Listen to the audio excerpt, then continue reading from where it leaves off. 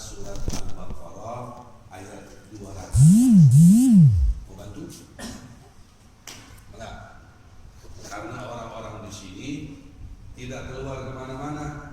Sebenarnya saya itu paling gak suka ngebahas ulang-ulang. Ya, kalau udah dibahas di tempat lain, diulang lagi di sini, karunya ikut di tempat lain. Ya, tapi karena orang-orang nggak ayu baju almudeh, karena dulu ke tempat lain. Ya, jadi dibahas lagi di sini. Surat Al-Baqarah di dalam ayat 201. Allah Subhanahu wa taala menjelaskan di situ ada satu doa yang mana doa ini sudah sering kita baca, hampir tiap hari kita baca dan semua orang hafal, dan oleh para ulama disebut doa sapu jagat. Rabbana atina fid dunya hasanatan wa fil akhirati hasanatan wa qina Coba lihat, benar nggak ayat 201?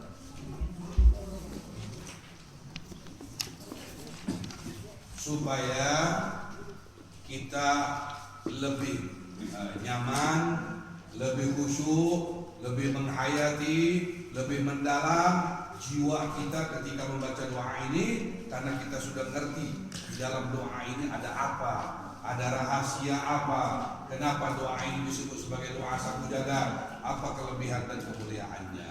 Surat Al-Baqarah ayat 201. Sudah ketemu belum? Ada? A'udzubillah. Siapa yang membaca? A'udzubillah. A'udzubillahi minasyaitonirrajim. Wa minhum may yaqulu rabbana atina fid dunya hasanah wa fil akhirati hasanah wa qina adzabannar. Ayat berapa tuh? 201. Ya. Wa minhum may yaqulu rabbana atina fid dunya hasanatan wa fil akhirati hasanatan wa qina adzabannar. Ya. Kalau pelajaran kita malam ini adalah pelajaran ulumul Quran, ya, bukan bab doa ya, tapi pelajaran kita ini pelajaran Al-Quran. Maka apa yang pertama dibahas adalah asbabun nuzul.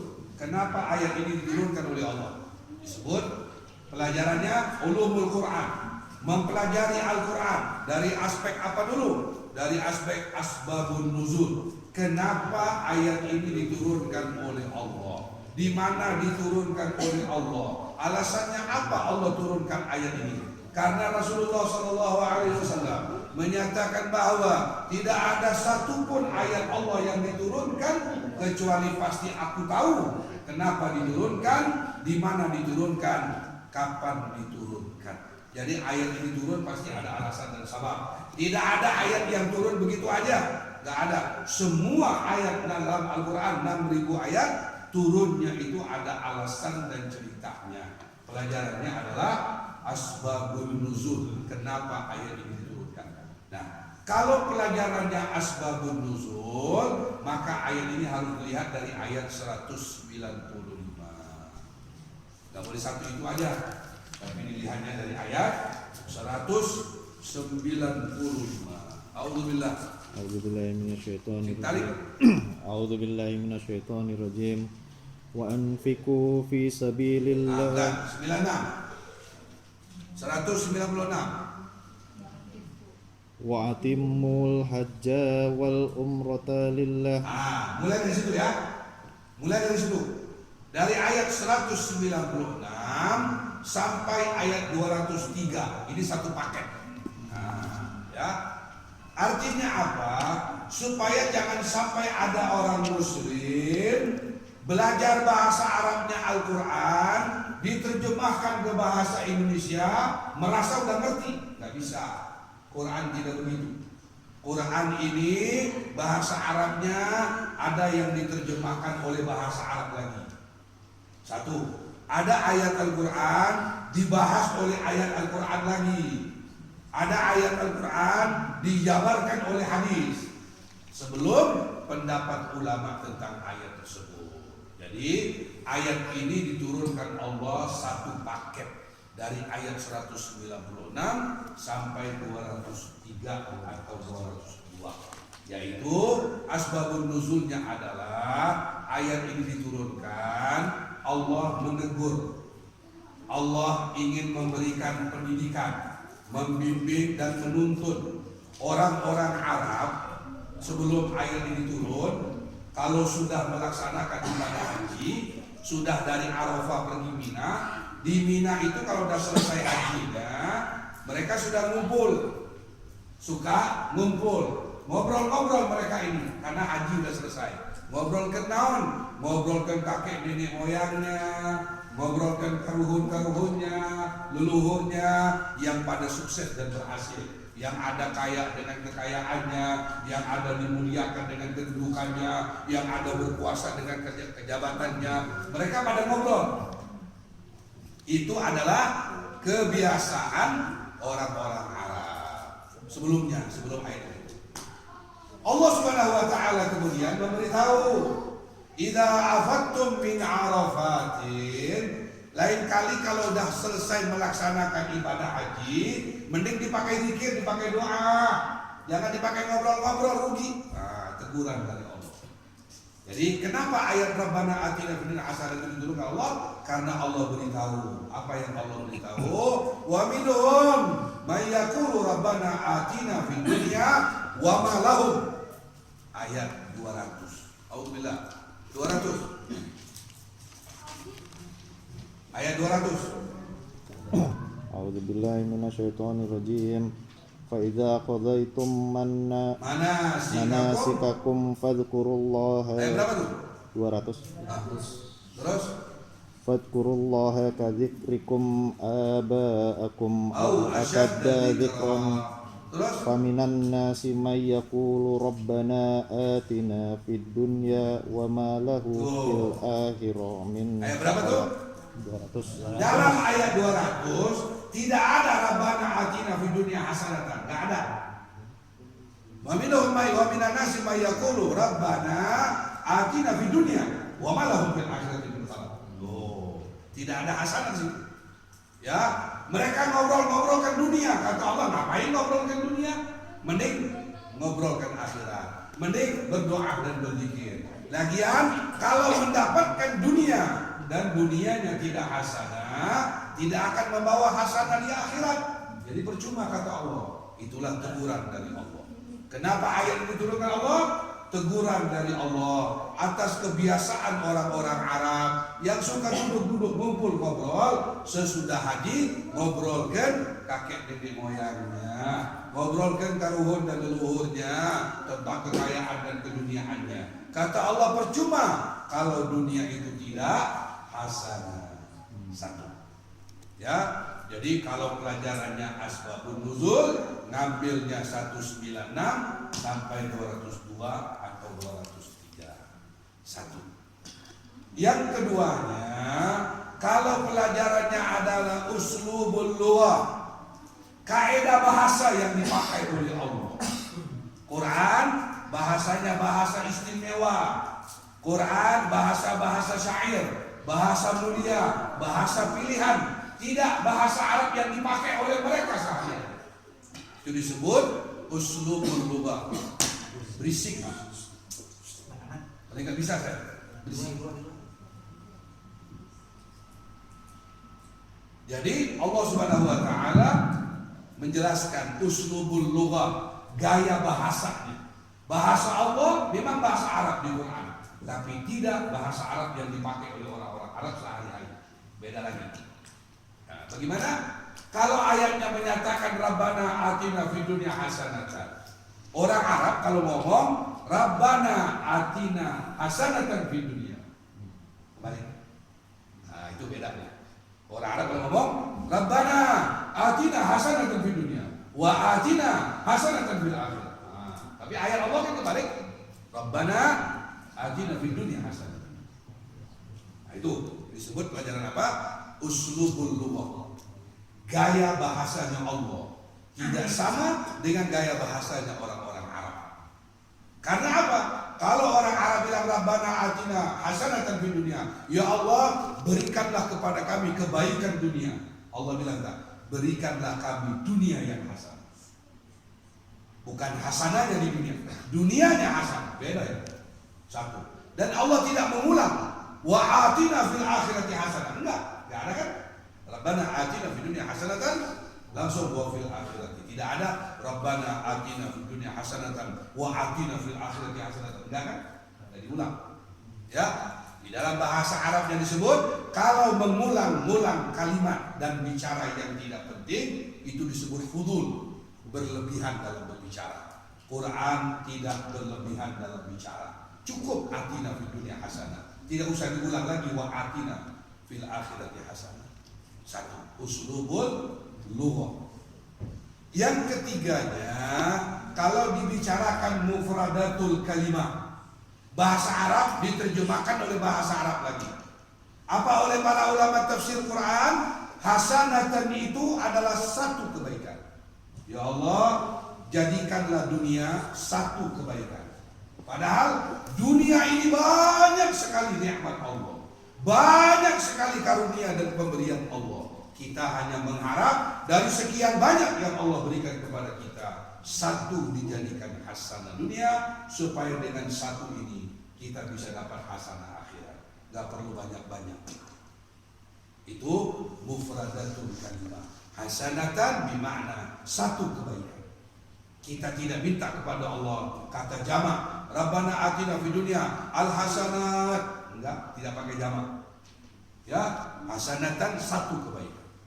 Dan tidak pakai alif lam, tapi pakai tanwin. Penegasan dari Allah, yang kita butuhkan dari Allah itu adalah bukan Allah berikan kepada kita. Karena bahasa Arab atina bukan berikan, jadikan, datangkan. Jadi kalau bahasa Quran ada terjemahan nggak tuh? Ada. Ayat 200 tadi yang Rabbana atina fid dunya hasanatan. 201.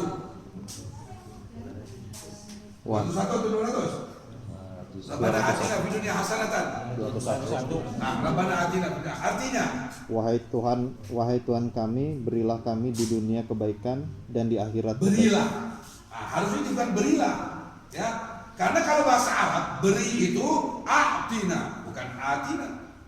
Kita dengar ya, sesudah azan, Allahumma rabba hadhihi da'wati tamma wa salatil qa'imah. Terus ati sayyidan. Jadikanlah Nabi Muhammad al-wasilah. Bukan berikan, tetapi dijadikan, didatangkan Nabi Muhammad sebagai wasilah. Wa darajatul aliyatur rafi'ah. Jadi bukan a'ti sayyidina Muhammad. Kalimat a'tina baru berikan kepada kami. Seperti firman Allah, inna a'tainaka al-kautsar. Ya. Nah, jadi barang siapa dijadikan oleh Allah, faman utiya, bukan diberikan, didatangkan. Ya, bukan kita minta kepada Allah supaya memberikan kita dunia hasanah, bukan. Tetapi doanya maksudnya adalah, ya Allah, dari sekian banyak dunia yang Allah berikan kepada kami, satu darinya biarlah jadi hasanah, kalau enggak banyak. Ya, nah itu. Oleh karenanya, para ulama berbeda di dalam tafsirnya. Hasanatan itu satu kebaikan, bukan kebaikan yang banyak. Jadi sebenarnya pengen masuk surga itu cukup dengan satu hasanah, cukup. Gak perlu banyak-banyak hasanah, cukup dengan satu hasanah. Satu hasanah itulah nanti membawa hasanah akhirat. Wa qina adzabannar, diselamatkan dari azab Allah. Lalu kenapa kita banyak beramal? Karena kita tidak tahu amal yang mana yang akan dijadikan Allah hasanah di dunia. Makanya banyak-banyaklah beramal. Satu dari sekian banyak amal yang kita lakukan, Allah jadikan hasanah dunia. Ngerti? Nah, satu. Berikutnya adalah karena hasanatan itu satu kebaikan, ada ulama mentafsirkan ad-dunya hasanah, istri yang solehah. Dunia hasanah, ilmu yang bermanfaat. Dunia hasanah, ibadah yang diterima Allah. Dunia hasanah, sodakoh yang ikhlas. Dunia hasanah, haji yang diterima Allah. Dunia hasanah, umroh yang diterima Allah. Dunia hasanah, bangun malamnya yang khusyuk dan diterima Allah. Dunia hasanah, zikirnya yang diterima Allah. Apapun itu, tiap-tiap orang punya kelebihannya berbeda, punya kemampuan yang tidak sama, kan gitu. Jadi ada orang dijadikan Allah hasanah dari istrinya, ada orang dijadikan hasanah dari anak-anaknya, ada orang dijadikan hasanah dari harta kekayaannya, ada orang dijadikan hasanah dunia dari pangkat dan kedudukannya. Semua orang berbeda, tapi tiap-tiap orang akan dijadikan Allah satu dari sekian banyak dunia sebagai hasanah baginya. Itu maksud Rabbana atina fid dunya hasanah. Ya. Nah, jadi karena hasanatan itu artinya satu kebaikan, maka ulama berbeda di dalam mengartikan hasanatan fid dunya. Ya, jadi dunia hasanah itu apa? Istri yang solehah, anak-anak yang soleh, tetangga yang baik, ibadah yang diterima, ilmu yang bermanfaat. Apa? Karena kita tidak tahu ibadah dan dunia yang mana yang akan dijadikan Allah sebagai hasanah untuk kita, maka kita mencari-cari sekian banyak ibadah, sekian banyak kebaikan. Mudah-mudahan satu dari sekian banyak itu Allah angkat jadi hasanah bagi kita. Jadi kalau banyak, wah lebih untung, lebih banyak peluang masuk surga. Begitu juga dengan akhirat, hasanatan akhirat, ya, wafil akhiratnya hasanatan. Karena dia kebaikan, satu kebaikan di akhirat. Apa yang diartikan dengan akhiratul hasanatan? Wafil akhiratnya hasanatan itu kata para ulama, ada yang dapat ampunan, ada yang dapat rahmat, ada yang dapat perlindungan, ada yang dapat surga dengan penuh kenikmatan, ada yang dapat surga dengan melihat Allah, surga bareng Nabi Muhammad, bebas dari siratal mustaqim, macam-macam. Hasanatan fil akhirah. Itu tafsiran para ulama. Makanya kalau tidak ada dunia hasanah, tidak akan dapat hasanah akhirat. Tidak akan, karena kita butuh dunia yang hasanah. Allah jadikan, ya, daripada banyak amal, amalnya tidak diterima Allah. Banyak ibadah, ibadah tidak ikhlas. Sedekah yang melimpah, tidak ada yang ikhlas. Semuanya diomong-omongin, kan? Tidak akan jadi hasanah. Nah, ada orang karena dia menikah, dia lebih dekat kepada Allah. Ada orang karena dikasih jabatan menteri, dia jadi dekat kepada Allah. Macam-macam. Jadi jabatan menterinya jadi dunia hasanah baginya. Tergantung manusia. Wallahu a'lam bishawab. Jadi ketika kita menadah tangan memohon kepada Allah, bukan kita minta kepada Allah memberikan kita dunia hasanah, bukan. Tetapi kita minta kepada Allah, Allah jadikan, Allah datangkan, Allah berikan sekian banyak dunia yang telah Allah berikan nikmat kepada kita, satu diangkat menjadi hasanah. Ya, supaya dengan satu hasanah itu kita dapat surganya Allah Subhanahu wa ta'ala. Jadi kita tidak minta banyak. Jadi kalau banyak, ya lebih baik. Itu diantara. Kalau kemudian ayat ini dimasukkanlah di dalam pelajaran ya, seperti pelajaran tasawuf, pelajaran tauhid, pelajaran fikih. Apa yang dibahas? Bab doa, dalam bab doa. Secara fikihnya, doa yang sebegini besar, doa yang menjadi doa Rasulullah, doa yang diabadikan dalam Quran, kalau membacanya tidak memenuhi syarat, doanya tidak akan diijabah Allah. Di antaranya berdoa dalam keadaan berwudu, berdoa dalam keadaan menutup aurat, berdoa dalam keadaan menghadap kiblat, berdoalah di dalam masjid, berdoalah di waktu-waktu ijabah, berdoalah di hari-hari ijabah, berdoalah dengan mengangkat tangan. Oh, kan ada etikanya, ada perangkat hukum secara fikihnya. Kalau orang berdoa kepada Allah, jangan merasa Allah pasti mengijabahkannya, itu udah benar. Tapi Allah mengijabahkan doa yang memenuhi syarat dan ketentuannya. Ya, ada aturan. Orang berdoa nggak angkat tangan, tidak sopan sama Allah. Orang berdoa tidak menutup aurat, tidak sopan sama Allah. Orang berdoa dalam keadaan tidak berwudu, tidak menjadi haram dan tidak berdosa, rugi. Nah, itu kalau bab doa. Ya, dan diajar lagi oleh Nabi SAW. Apabila ada seorang hamba berdoa kepada Allah dengan menyebut Rabbana 4 kali, Allah jamin doanya pasti dijawab Allah. Rabbana, Rabbana, Rabbana. Oh. Contoh, kata Rasulullah SAW, Allah di dalam hadis kursi berfirman, apabila ada hambaku menyebut Ya Arhamar Rahimin, Allah bilang aku tidak akan tega untuk mensia-siakan dia. Manggil Allah dengan ya Arhamar Rahimin, pasti Allah langsung memperhatikan doanya dan Allah jamin pasti dijawab. Itulah doa kita, ya Arhamar Rahimin. Itu pun ada yang nggak keluar suara, ya. Ada yang nggak hafal, ya. Ya kak, rugi kan? Rugi. Apa kata Allah Subhanahu wa taala? Walillahil asmaul husna fad'uuhu biha. Allah sudah menyediakan nama-nama Allah yang agung. Kalau panggil Allah melalui nama-nama Allah yang agung. Di antaranya Allah tidak akan tega mensia-siakan seorang hamba ketika dia panggil Allah dengan ya Arhamar Rahim. Itu berapa kali kita ulang tuh? Ya Arhamar Rahim. Ada orang suaranya gak kedengaran, ada orang ngelamun ngobrol, padahal sedang memanggil Allah ya Arhamar Rahim. Kagak ngerti, gak sopan, gak ada akhlak. Padahal yang dia panggil siapa? Allah Subhanahu wa taala. Harus dengan hatinya, harus dengan konsentrasinya, bukan sabari ngomong ke kanan ke kiri ya Arhamar Rahim, ngelamun kemana wae ya Arhamar Rahim. Ya. Coba orang panggil bapak ini Pak RW namanya, Pak RW, tapi dia noleh ke sana, Pak RW ini di situ. Sopan kan? Tidak sopan. Ya, sama dengan Allah. Ya Arhamar Rahim. Kemana wae ya? Ya, sama Allah aja udah nggak sopan, apalagi sama manusia. Jelek itu. Jadi ketika membahas babud doa, ulama kemudian memberitahu antara doa Rasulullah SAW, termasuk Nabi kalau baca doa ini, Nabi akan baca Allahumma Rabbana. Allahumma Rabbana, tidak hanya Rabbana. Karena Allahumma itu lebih lembut, lebih sopan, lebih lemes. Cek Sunda namanya. Kalau panggil Allah, Allahumma Rabbana. Kadang-kadang Rabbana.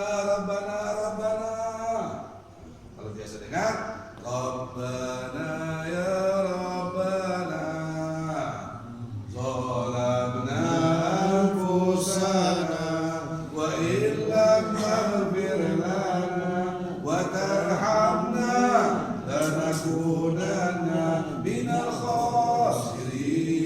Rabbana ya Rabbana. Ya, berdoa dengan Rabbana, berdoa dengan Allahumma, berdoa dengan ya Rabb, ya Rabb, ya Rabb. Berdoa dengan ya Arhamar Rahimin, berdoa dengan asmaul husna, bab doa. Dan inilah di antara doa yang tidak pernah putus dari Rasulullah SAW, karena mengharap dari sekian banyak dunia yang Allah berikan kepada kita, Allah jadikan satu itu sebagai hasanah sudah cukup. Ya, tapi kalau banyak lebih beruntung orang tersebut. Itulah maksud Rabbana atina fid dunya hasanah. Makanya di akhir ayat 201 itu ulaika lahum. Akhirnya 201 ulaika lahum Nasib. yang keras itu. Udah ketemu? Ulaika lahum nasibum mimma Kasabu. kasabu Wallahu sari'ul hisab. Ulaika lahum nasibun mimma kasabu. Dia dapat hasanah akhirat karena hasanah dunia, yang ibadahnya, yang kebaikannya, yang berbuat baktinya, yang sopan kepada orang, kepada tetangga, kepada ulama, kepada aulia salihin dan sebagainya, dia jadikan dunia itu Allah berkenan memilih jadi hasanah. Dialah yang akan dapat. Ulaika lahum nasibun mimma kasabu. Ya, bahagian dari apa yang mereka usahakan. Makanya pada ayat 200 itu Allah menyatakan ada manusia hanya meminta dunia. Minhum may yaqulu rabbana atina fid dunya wa ma lahum fil akhirati min khalaq. Karena tidak ada hasanah dunia, di akhirat tidak ada apa-apa. Nauzubillah. Inilah satu. Jadi kalau baca pelajaran tasawuf bab doa baru panjang lebar, bahwa doa-doa di dalam Al-Quran paling banyak Rabbana zalamna anfusana. 1. Rabbana la tuzigh qulubana. 2. Rabbana atina fid dunya hasanah. 3. Rabbana hab lana min ladunka rahmah. 4. Rabbana innana sami'na munadiyan lil iman. 5. Oh, banyak Rabbana. Ya, jadi itu adalah doa yang diabadikan di dalam Al-Quran. dan Rabbana itu di antara doa yang lebih cepat diijabah Allah Subhanahu wa taala ketika memanggil Rabbana Rabbana. Ya, dan memanggil ya Arhamar Rahim. Jadi bisa melebar. Ada doa yang menyebut Asmaul Husna, lebih banyak riwayat menyatakan lebih senang Allah perhatikan seorang hamba ketika dia berdoa dengan menyatakan ya Arhamar Rahim. Ya Arhamar Rahim. Irhamna ya Arhamar Rahim. Irhamna ya warhamna wa'fu anna waghfir lana warhamna anta maulana wansurna al-qawmil. Itulah doa kalau dalam tasawufnya. Ya, jadi Quran tidak mudah dimengerti oleh orang kalau modalnya bahasa Arab ke bahasa Indonesia aja nggak akan bisa. Ya, buktinya itu lihat ya pada ayat 200 itu terjemahannya. Coba terjemahan ayat 200 ditarik. Apabila kalian telah menyelesaikan ibadah haji kalian, maka berzikirlah kalian kepada Allah, sebagaimana kalian menyebut-nyebut bapak-bapak kalian. Atau lebih banyak zikir, maka di antara manusia ada orang yang berkata, wahai Tuhan kami, berilah kami di dunia, dan tidak ada baginya di akhirat. Berilah kami di dunia. Ada dalam kurung? Nggak ada. Dan tidak ada baginya. Nanti tidak ada catatan. Berilah kami di dunia hasanah enggak? Kebaikan dunia enggak? Tuh. Oh, di pinggir. Ada. Ada catatan tuh. Ada. Apa dibilang? Tuhan kami. Kebaikan. Tuhan kami. Berilah kami kebaikan di dunia. Kebaikan di dunia. Ya. Dari mana dia dapat katakan kebaikan di dunia? Kan Allah yang menyatakan wa minhum may yaqulu rabbana atina fid dunya, tidak ada hasanatan. Kenapa di terjemahannya ada kebaikan? Dari mana kebaikan datang? Nah, itu contoh. Boleh itu. Di antara mereka yang mengharapkan dunia tapi dunia tidak membawa hasanah baginya. Harusnya begitu. Ya, di antara mereka ada orang meminta kebaikan dunia. Dari mana datang kebaikan? Enggak ada kalimat kebaikan di situ. Wabillahi ma yaqulu rabbana atina fid dunya, mana ada hasanatan? Ya enggak? Itu makanya. Jadi kalau dunia yang melimpah diberikan Allah tidak satu pun membawa hasanah bagi kita, tidak akan dapat akhirat apa-apa. Karena hasanah akhirat berawal dari hasanah di dunia. Wallahu a'lam bissawab. Mudah-mudahan ada barokah dan manfaatnya. Amin ya rabbal alamin. Maka kita mulai. Siap. Berisik, baju aku cairkan. Hei, berisik. Orang ngaji berisik. Masjid berisik.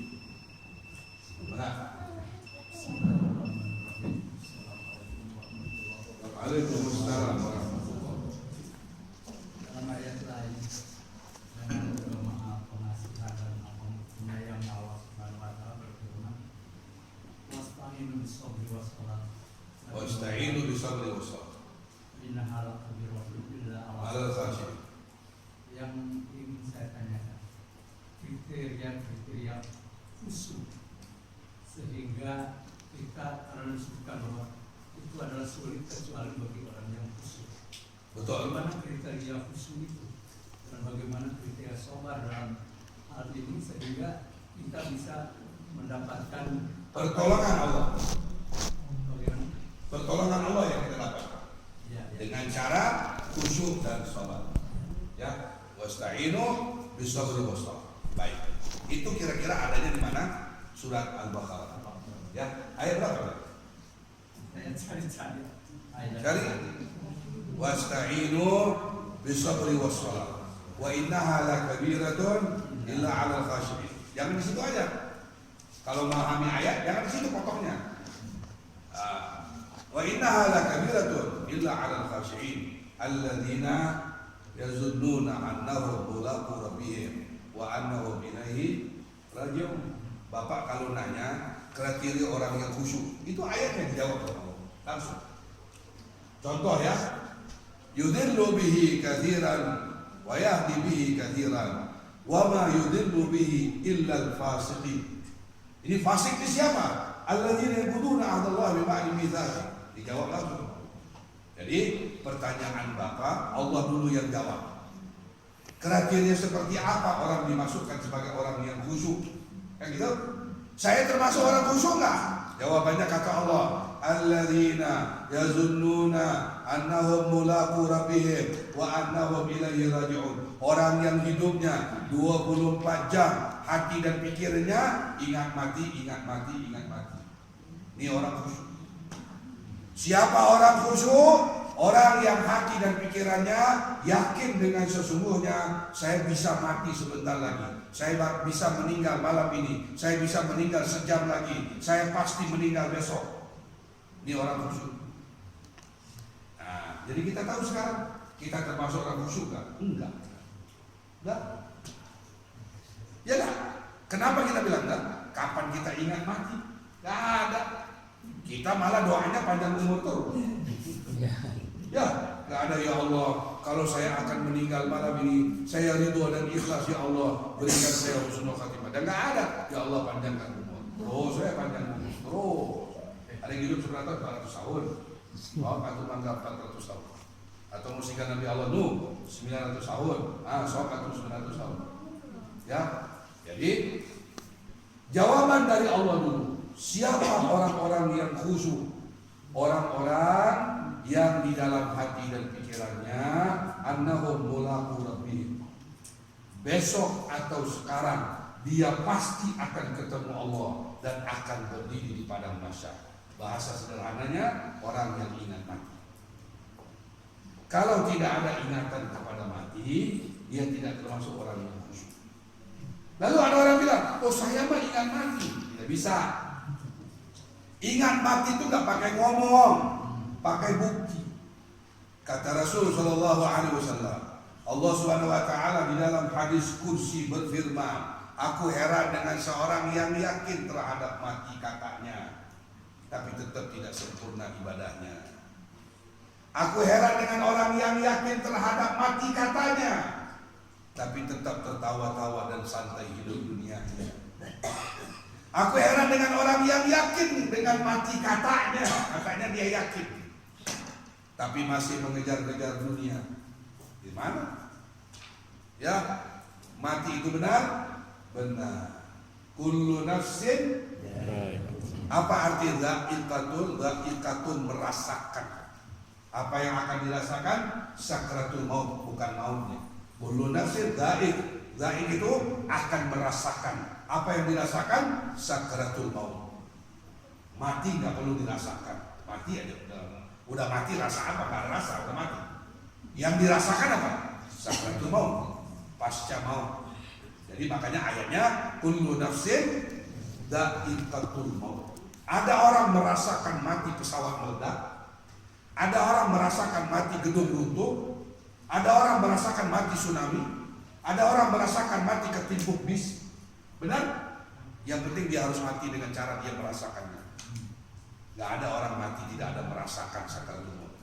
Tergantung dia. Ya, kata orang Sunda mah kumaha amalna ya. Nah, gitu. Tetapi Allah bersumpah kullu nafsin dha'iqatul merasakan. Gak ada, oh saya tidak merasakan apa-apa. Enggak, merasakan nikmat. Merasakan tenang, tuh merasakan pasti. Oh saya tidak merasakan apa-apa, tahu meninggal. Ada orang, dia tidak merasakan apa-apa. Kau tahu dari mana? Yang mau siapa? Dia. Kenapa kau yang ngomong? Oh dia tidak merasakan apa-apa. Kau tahu dari mana? Yang mati juga dia. Kenapa kau yang ngomong? Dia merasakan. Apa yang dia rasakan? Satu kenikmatan ketika ruh keluar dari jasad. Rasa, tetap ada rasa. Itu kata Allah kullu nafsin dha'iqatun. Dha'iqatun merasakan. Apa yang dirasakan? Sakaratul maut. Jadi orang yang khusyuk adalah orang yang hati dan pikirannya 24 jam siap untuk mati. Yakin dia pasti mati. Kalau dia sholat, kata Nabi, inilah sholat aku yang terakhir. Kita sholat isya, jangan yakin bakal dapat subuh. Begitu dapat subuh bangun, alhamdulillah dapat subuh. Jangan yakin bakal dapat zuhur.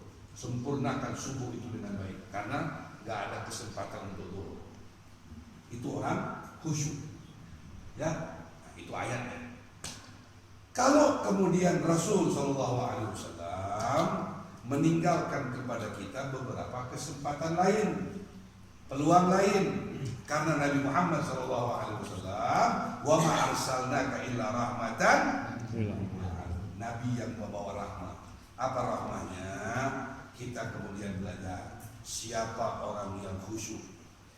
Ya, apa pelajaran fikihnya? Khusyuk identik dengan sholat. Pasti kan? Orang kalau bicara khusyuk, apa yang dibicara? Ya sholat. Kenapa orang tidak berbicara zikir yang khusyuk, sedekah yang khusyuk, pergi? Bagaimana saya bisa khusyuk di dalam sholat? Nah, jangan yang lain dulu ya. Bagaimana saya bisa termasuk orang yang khusyuk dalam sholatnya? Secara fikihnya ada 3. Ya, kalau bapak ibu setiap sholat dapat 3 ini, alhamdulillah sholat itu khusyuk. Ya, 3. Perhatikan.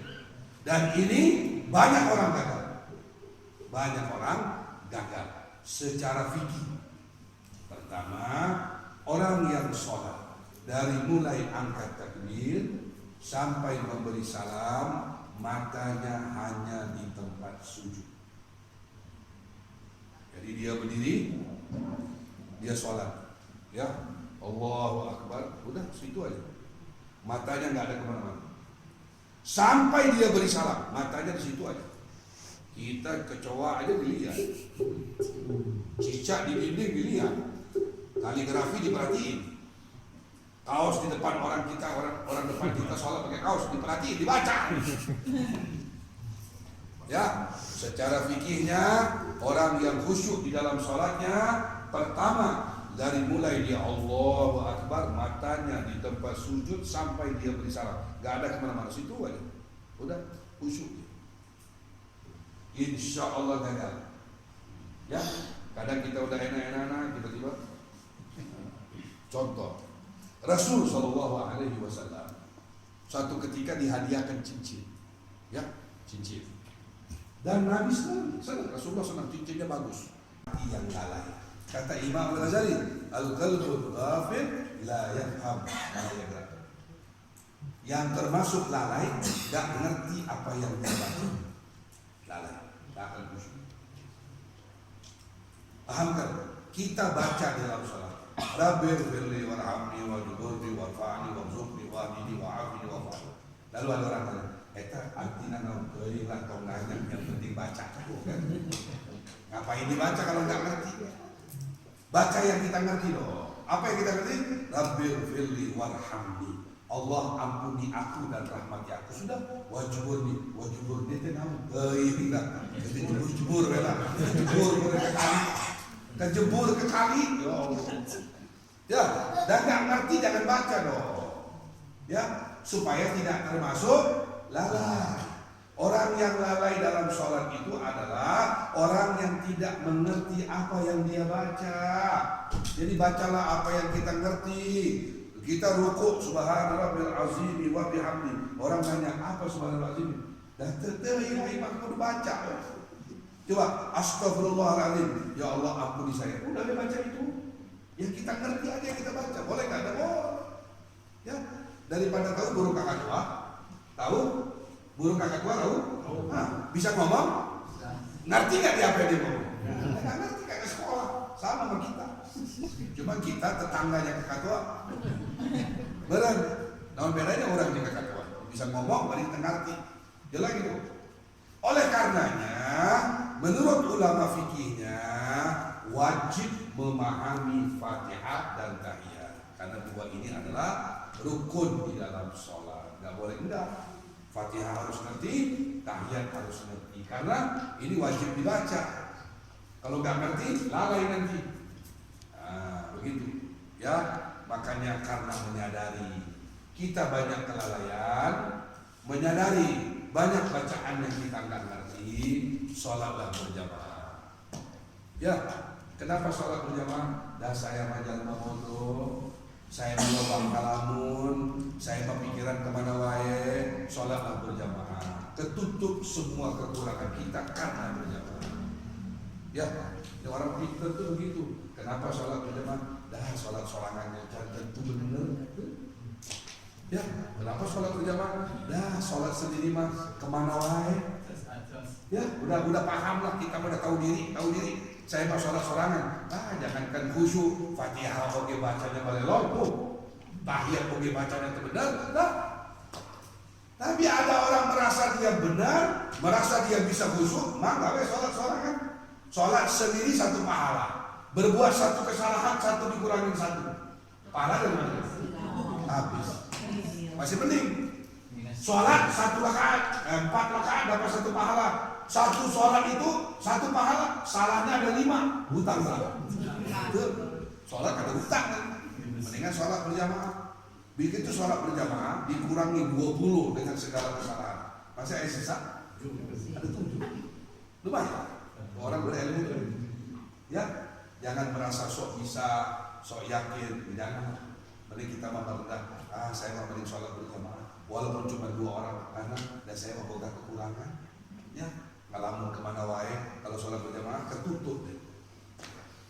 Nah itu ya, jadi khusyuk itu kalau di dalam sholat 3. Ya, mata di tempat sujud, tidak ada pergerakan yang bukan pergerakan sholat, memahami bacaan sholat. Udah khusyuk udah. Kalau itu bisa diamalkan dalam setiap sholat, alhamdulillah sholat kita khusyuk. Kalau dalam tasawufnya baru berbeda. Orang yang sholatnya khusyuk derajat yang nomor 1, ada mobil lewat klakson mungkin nggak kedengaran. Nah, ini bukan kita ini, bukan kita ya, bukan kita ya. Pelajarannya begini. Sahabat Rasulullah ya ngomong ke Nabi. Nih pelajarannya ya. Kata sahabat-sahabat ini, beberapa sahabat ini bukan 1-2 orang. Beberapa sahabat bilang begini, Rasulullah, ketika kami berada di dalam majelisnya Rasulullah, ketika duduk di satu majelis kumpul ada Rasulullah, itu kami merasakan yang luar biasa. Yang namanya khusyuk, yang namanya nikmat, yang namanya hening, yang namanya adem, ya, itu kami sangat merasakan.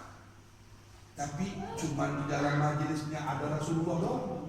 Begitu kita pulang ke rumah, ketemu anak istri, rasa seperti itu udah gak ada. Sahabat ngomong itu, kunaonnya? Kenapa Rasulullah? Tanya sama Nabi. Rasulullah, kami itu nikmat khusyuk luar biasa. Suasana hati itu enak, ada. Kalau duduknya di majelisnya ada Rasulullah. Dan begitu kita pulang, ya ila azwajina wa auladina wa buyutina, ke rumah kita, ke rumah ketemu istri dan anak, duduk di rumah, nggak ada itu. Apa jawab Rasul sallallahu alaihi wasallam? Kalau kalian merasakan di rumah kalian seperti kalian berada di majelis aku, nescaya kalian akan berjalan sambil bersalaman dengan para malaikat. Jawab Nabi gitu. Seandainya suasana yang kalian dapatkan ketika duduk bersama saya, kalian bisa dapatkan di rumah dan di tempat lain, nescaya kalian akan sibuk bersalaman dengan malaikat sepanjang jalan. Rasulullah ngomong. Seperti siapa kata Nabi? Huzaimah ibn Yaman. Sahabat Nabi Huzaimah ibn Yaman. Beliau kalau jalan sibuk salaman dengan malaikat.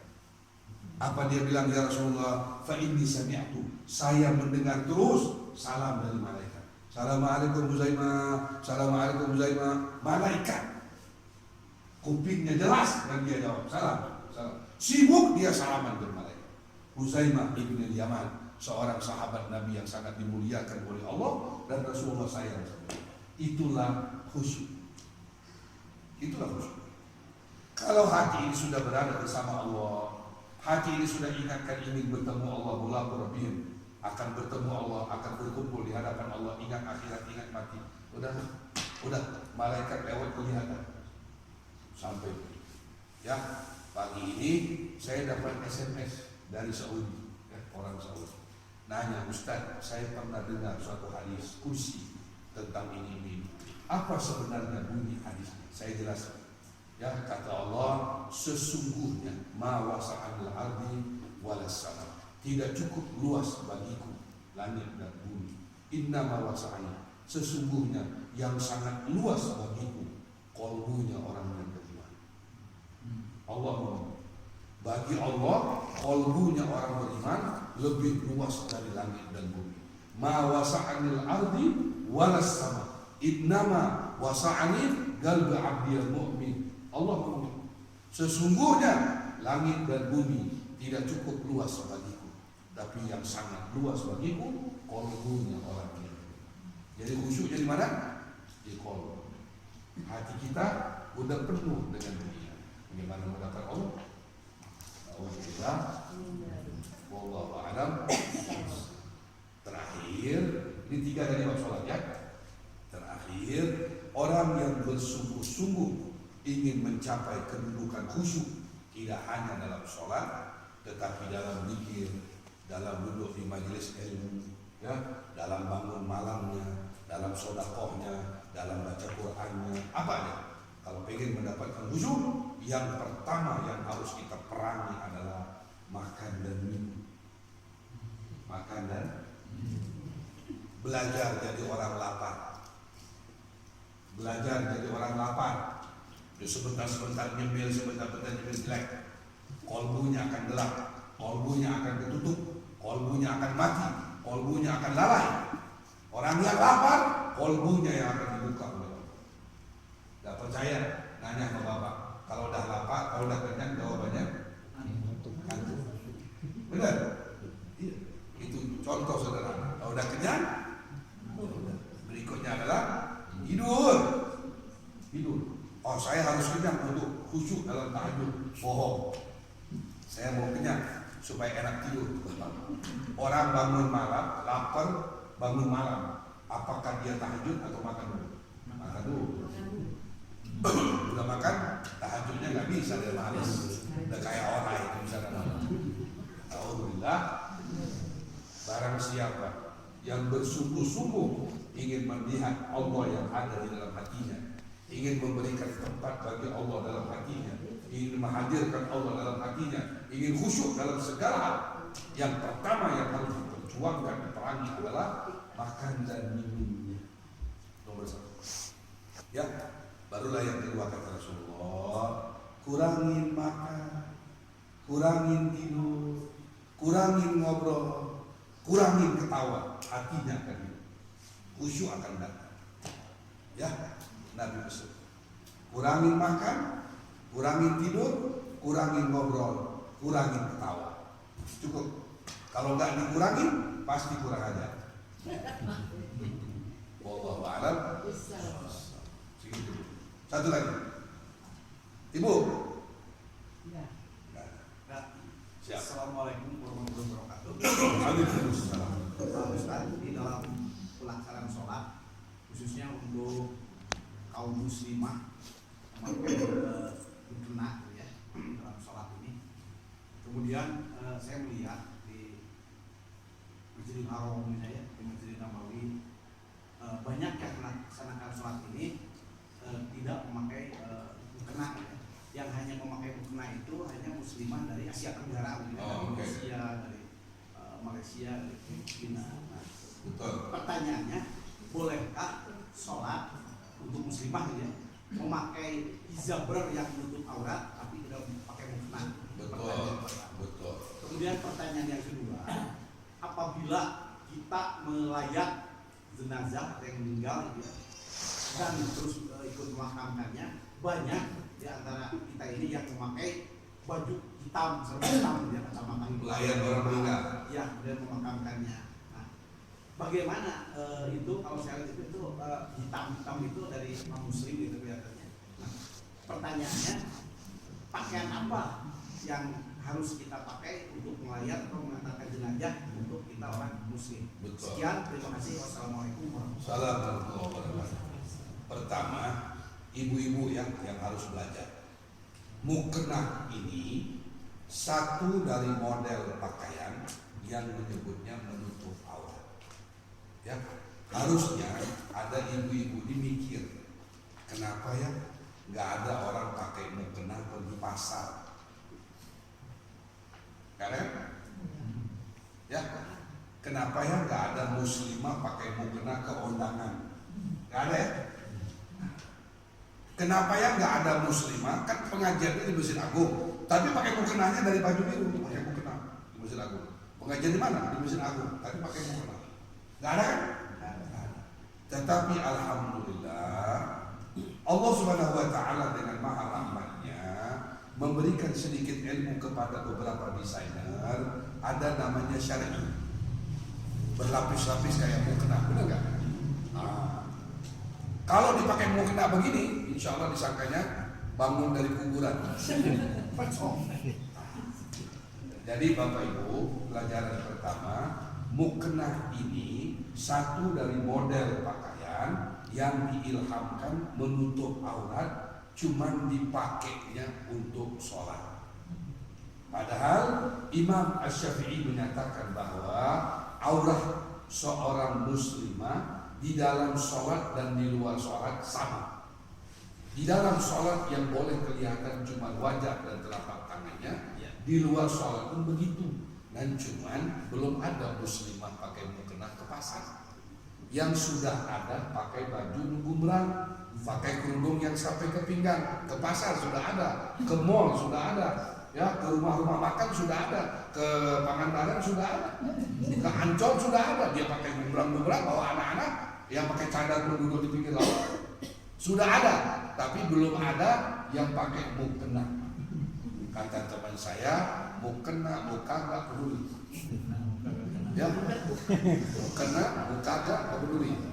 Jadi kemudian akhirnya berkembanglah satu teknologi, kesadaran muslimah banyak di dunia Islam hari ini, maka pakaian yang dipakai di luar sholat boleh dipakai di dalam sholat. Jadi tidak pakai mukena, tetapi memakai baju syar'i dan muslimah yang menyamai dengan mukena. Maksudnya apa? Muslimah perempuan kalau sholat jangan memakai yang transparan, jangan memakai yang sempit ke badan, jangan memakai yang melihatkan bentuk postur badannya. Ya? Jadi kalau namanya bukan mukena, nggak peduli. Nggak peduli, apapun itu nama pakaiannya, yang penting ketika dia sholat orang tidak bisa melihat bentuk tubuh badannya, ukuran pantatnya, ukuran dadanya nggak kelihatan.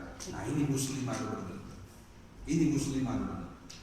Ya, jadi pakaian yang tadinya dipakai di dalam sholat didekorasi oleh desainer tertentu, direhab-rehab, ya, dicolek-colek sedikit itu desain, jadilah pakaian yang gumbrang, yang tidak melihatkan postur badannya dan bisa dipakai untuk sholat. Jadi nggak usah bawa mukena, ya bagus lah. Kerudung sampai pinggang, udah nggak usah pakai mukena lagi, kerudungnya udah di pinggang. Bajunya juga kembang-kembang ini kayak saya kembang, ya udah. Jadi kalau masih sempit di badan jangan ditutup sama mukena. Tujuannya menutup itu karena masih banyak perempuan-perempuan yang di mukena cuma di dalam sholat doang, di kerudung karena kebetulan ke pengajian, besok ke pasar kagak di kerudung nih. Tahuannya ayam boleh? Ayam, ya kebetulan ke pengajian, daripada ke pengajian karena di kerudung kan jelek, lalu banyak. Jadi ke pengajian di kerudung, rada-rada sopan dikit lah. Ya, besok ke pasar urusannya lain, kan lain jeng kiai ke pasar. Kalau ke jeng kiai kalian di kerudung beren. Ya, ada yang kerudung yang ya itulah asal tutup kepala ada ya, sekali-sekali terbuka, sekali terbuka. Orang sholat kan rapi ya, jidatnya pun tidak tertutup semua dan tidak ada orang perlu pakai cadar untuk sholat. Jadi di luar sholat nggak perlu pakai cadar, nggak perlu ya. Dan jelaskan tidak ada satupun ayat Allah atau hadis Nabi yang memerintahkan wanita tutup dengan cadar. Nggak ada. Ya. Kalau sampai ada, saya minta kitab. Tidak ada satupun ayat Allah, tidak ada satupun hadis Rasulullah yang menyuruh perempuan menutup seluruh wajahnya sampai kelihatan mata dan ruang kaca. Tidak ada. Jadi kalau ada yang pakai begitu, itu adalah pendapat ulama yang dia ikuti, bukan dari Quran, bukan dari hadis.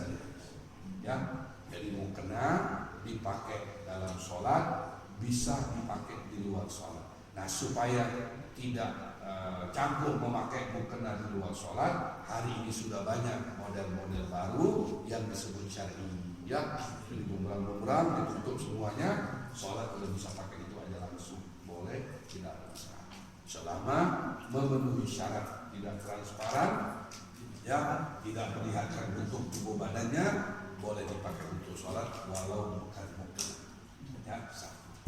Yang keduanya, kalau ada orang meninggal cuman di Indonesia, paham kan bahasanya? Cuman di Indonesia ada muslim mendatangi orang meninggal dengan pakaian hitam. Kita keluar ke Malaysia, Singapura bukan negara Islam, tapi muslim. Ketika ada orang meninggal, nggak ada yang pakai hitam, putih semua. Sebaiknya orang muslim mendatangi jenazah pakai pakaian putih sampai ke kuburan. Kita kaos yang dipakai tidur itu juga diikut ke kuburan. Celana jeans ikut ke kuburan. Di Singapura, Malaysia tidak ada budaya itu. Di Arab tidak ada budaya itu. Putih semua. Itulah pesan Nabi. Kalau kita pakai putih datangin orang meninggal, mengingatkan kita kepada kain kapan yang dia pakai dan putih, kita sama. Kita mulai. Kita yang mulai sebagai orang yang ngerti, yang sudah belajar, sebaiknya mendatangi orang meninggal dengan pakaian putih, jauh lebih baik, dan hitam itu bukan budaya Islam. Tetapi jangan terlalu keras, karena tidak haram, tidak berdosa, tidak menyalahi aturan Quran dan hadis kalau dia pakai hitam. Cuman masih ada pengaruh budaya dari non-muslim terhadap orang Islam. Kadang-kadang yang lebih menyedihkan, yang meninggalnya kiai, yang meninggalnya dianggap ulama, yang datang juga serba hitam, istri dan anak-anak juga hitam, katanya kiai, katanya ulama. Nah, bisa gitu? Ya. Kalau harusnya tidak begitu. Ya, ketika mendatangi orang meninggal, berusahalah kalau celananya harus hitam, baju kokonya putih, pecinya putih, ya minimal begitu. Ya, kita lihat di mana-mana. Kalau perlu kita terus lihat di YouTube, ya, bagaimana orang meninggal di Singapura, bagaimana orang meninggal di Brunei, bagaimana orang meninggal di Malaysia. Lihat, yang bawa insya Allah putih. Kagak ada yang pakai hitam, nggak ada. Ya, sebaiknya. Tapi jangan terlalu keras, karena tidak wajib, tidak sunnah, tidak jadi haram kalau pakai hitam, tidak dilarang, hanya budaya. Mudah-mudahan semakin kesana semakin banyak orang yang menyadari bahwa bukan terpengaruh dari luar musuh.